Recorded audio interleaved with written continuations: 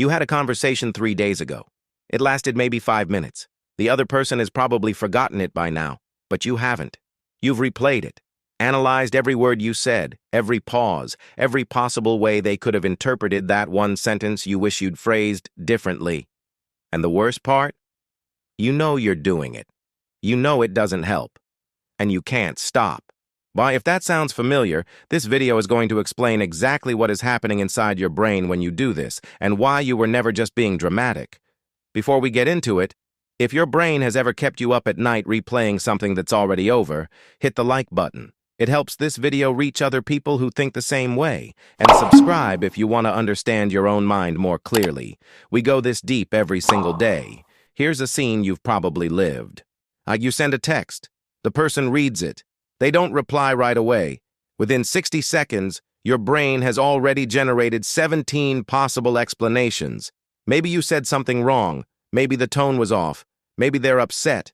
Maybe you should send a follow-up. Maybe that would make it worse. By the time they reply, which says nothing of consequence, you've already spent real emotional energy on a scenario that never existed.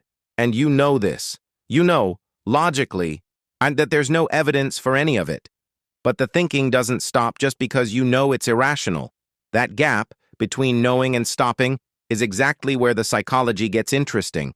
Overthinking is not a malfunction. It is your threat detection system running on overdrive. The prefrontal cortex, the part of your brain responsible for planning, prediction, and problem solving, is trying to prepare you for every possible outcome before it happens. It believes that if it can just think through every scenario, it can prevent you from being caught off guard. From an evolutionary standpoint, this made sense. Anticipating threats kept early humans alive. The brain that rehearsed danger scenarios survived more often than the one that didn't. But your modern brain is applying that ancient survival mechanism to a text message, to a meeting, to a comment someone made in passing. The mechanism is not broken.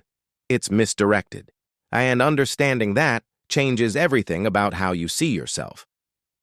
In cognitive psychology, what overthinkers experience is often described as rumination, a repetitive, passive focus on distress and its possible causes and consequences. Researchers like Susan Nolan-Hoxema at Yale spent decades studying this pattern. What they found is striking. Rumination doesn't solve problems. It amplifies them. When you replay a situation over and over, your brain doesn't process it and move on. It reinforces the emotional weight attached to it. Each replay makes the neural pathway stronger, which means the thought becomes easier to trigger and harder to exit. You're not dwelling because you want to. You're dwelling because repetition has deepened the groove. And the cost isn't just emotional. Chronic rumination is linked to higher rates of anxiety, decision fatigue, and disrupted sleep. The mind that can't stop working is a mind that never fully rests. Here is where it gets interesting. Overthinking is disproportionately common in people who score high in conscientiousness and empathy, two traits that are generally considered strengths. Conscientious people care about doing things right. They care about how they're perceived, how they made someone feel, whether they handled a situation well. That caring is the engine underneath the overthinking. Empathetic people are wired to model other people's mental states, to imagine how something looked or felt from someone else's perspective. That capacity is valuable. But it also means you can spend significant time living inside someone else's hypothetical reaction. The same traits that make you thoughtful, reliable, and emotionally tuned in are the same traits that keep the loop running after everyone else has already moved on. Overthinkers aren't weak. And they're people who care a lot and haven't yet learned to put that down. Your amygdala, the brain's emotional alarm system, responds to uncertainty the same way it responds to physical danger. When something is unresolved, an unanswered question, an ambiguous social interaction, an open-ended outcome, the amygdala flags it as a threat. And your prefrontal cortex, trying to resolve that threat, keeps returning to it. This is sometimes called the ambiguity aversion response. The brain experiences not knowing as uncomfortable, and it will work hard to reach resolution, even if the only resolution available is imaginary. So when you keep replaying that conversation, part of your brain is genuinely trying to reach a verdict, to decide, was that okay? Am I okay? Are we okay? The problem is that certainty isn't always available, and a brain that can't tolerate uncertainty will manufacture conclusions to fill the gap, often negative ones. Because the threat system defaults to caution. You've probably heard some version of this. Just stop thinking about it. Let it go.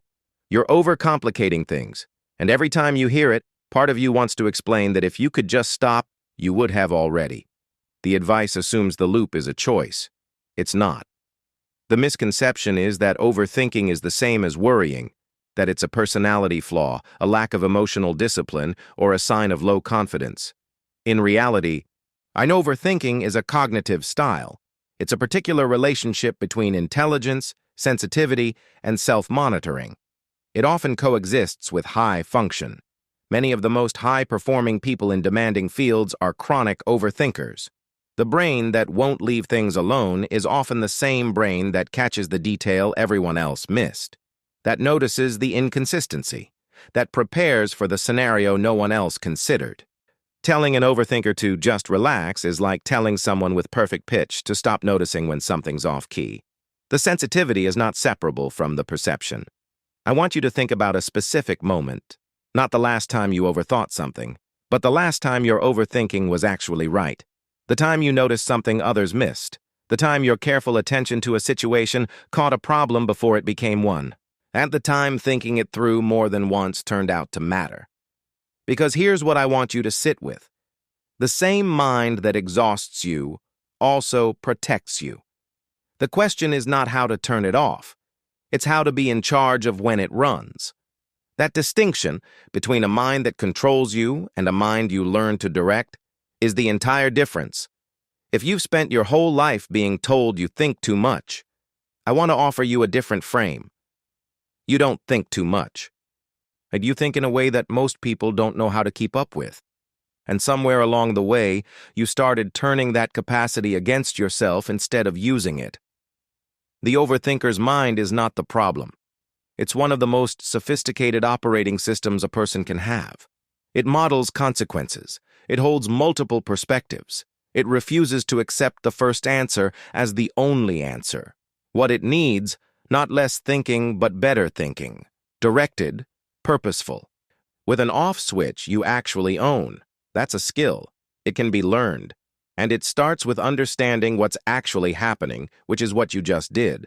The mind that overthinks everything is the same mind that, once focused, misses nothing. If this described you more accurately than most people in your life ever have, share it with someone who needs to hear it. And I'll see you in the next one.